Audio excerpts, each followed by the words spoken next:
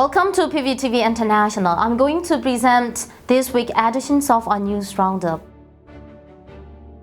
Cabinet news: acting president advocates ethnic unity and support for liberation struggle. During the National Unity Government's cabinet meeting on March 5, acting president Wale Sheila emphasized the importance of demonstrating ethnic unity and backing ethnic liberation struggle. National unity and ethnic unity must transcend more rhetoric. They should manifest tangibly in our actions. We must recognize that ethnic liberation struggles and the Spring Revolutions are inherently linked, stated the acting president. Furthermore, the acting president asked for a warm embrace and support for the victories achieved in ethnic liberation struggles, while honestly encouraging everyone to contribute to the advancement of this struggle at an accelerated pace.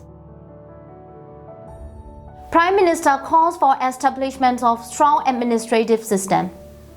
During the meeting of the Central Committee for Interim Implementations of Local Administration on March 7, Prime Minister Rakhine emphasized the importance of diligently working to establish a robust administrative system. Building a local administrative system is essential to demonstrate our legitimacy as a government to the world. Therefore, it is imperative that we collaborate effectively to establish a resilient administrative framework to assert control over our territories, urged the Prime Minister. UN High Commissioner urges ASEAN and international engagement with National Unity Government. During the UN Human Rights Council meeting on March 1st, United Nations High Commissioner for Human Rights, Volker Turk, urged ASEAN and international community to establish contact with the National Unity Government. Responding to the call on March 3rd, the National Unity Government welcomed the initiative. High Commissioner Volker Turk stressed the importance of engaging with all civic groups in Myanmar, including the National Unity Government and ethnic groups, to find a solution to the Myanmar crisis. Furthermore, he advocated for the prohibitions of the terrorist military council from accessing weapons, jet fuel, and foreign funds, citing their involvement in inhumane and brutal crimes against the Burmese people. Highlighting the severity of the situation, High Commissioner Volker Turk presented evidence indicating that over 4,600 civilians, including more than 600 women, over 500 children, have been killed by the military Honduras forces during its more than 3 years rule. National Unity Government highlights women's sacrifices in the Spring Revolution. In a message commemorating International Women's Day on March 8, the National Unity Government revealed grim statistics regarding the toll on women during the Spring Revolution. According to the National Unity Government's report, nearly 1,700 women, including girls under the age of 18, fell victim to violence perpetrated by the terrorist military council during the uprising. Over the 3 years of the Spring Revolution, 1,134 adult women, 280 women aged 18 to 35, and 215 under the age of 18 suffered brutal torture and lost their life at the hands of the military junta. Furthermore, the report disclosed that 5,339 adult women, 1,118 women aged 18 to 35, and 114 girls under 18 years old were arrested and detained during this period. The National Unity Government underscored the significant sacrifices made by the women in the Spring Revolution and urged the international community to prioritize investment in women's sectors and provide effective support towards realizing the aspirations of the Burmese people for a federal democratic state. National Unity Government vows action against military council force recruitment in Rakhine State. The National Unity Government declared its intent on the 3rd of March to take decisive measure against the terrorist military council coerced recruitment of soldiers in Rakhine State.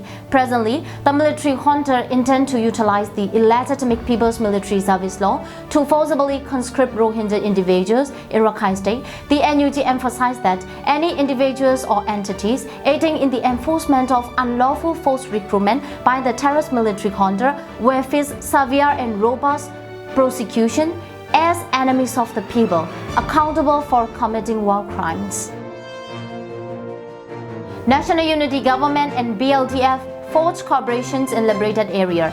The Ministry of Defense disclosed on 5th of March that a significant meeting transpired between officials of the National Unity Government, Ministry of Defense, and representatives of the Burmese Liberation Democratic Front, BLDF, led by the Ministry of Defense by the National Unity Government within a liberated area, aligned with the policy of honest recognition and acceptance of the Federal Democratic Charter, FDC, which recognizes the National Unity Government as the current interim revolutionary government. The BLDF expressed its commitment to acknowledging and collaborating with various mechanisms of the National Unity Government, including its people administration, defense, and local security entities.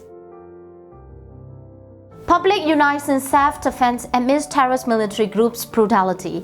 Amidst relentless violence, suppression, arrest, attack and killing perpetrated by the terrorist military group against civilians, the public has united in self-defense to safeguard their life and well-being. According to the Ministry of Home Affairs and Immigration disclosures on March 6, 61 members of the military junta were reported killed, while 13 substantially injured, and public strikes are currently underway across various regions, serving as peaceful protests aimed at securing the permanent eradications of the military dictatorships from Myanmar soils and the establishment of a federal democracy. Ministry of Human Rights, NUG Human Rights Minister and French Ambassador meet in Geneva to address human rights violation. The National Unity Government's Union Minister for Human Rights, Vows, and the permanent representative of France to the United Nations, Ambassador Jérôme Bonifant, convened in Geneva on March 5. The meeting primarily centered on the ongoing human rights violation committed by the military council in Myanmar, with particular focus on the illegal implementations of the People's Military Service Law, which pose threat to the youth and regional stability. Discussion also explored the stand, actions and efforts of the National Unity Government in addressing these challenges. Ministry of Women, Youth and Children Affairs. National Unity Government celebrates International Women's Day online. The Ministry of Women, Youth and Children's Affairs under the National Unity Government organized the 2024 International Women's Day ceremony online at 10 a.m.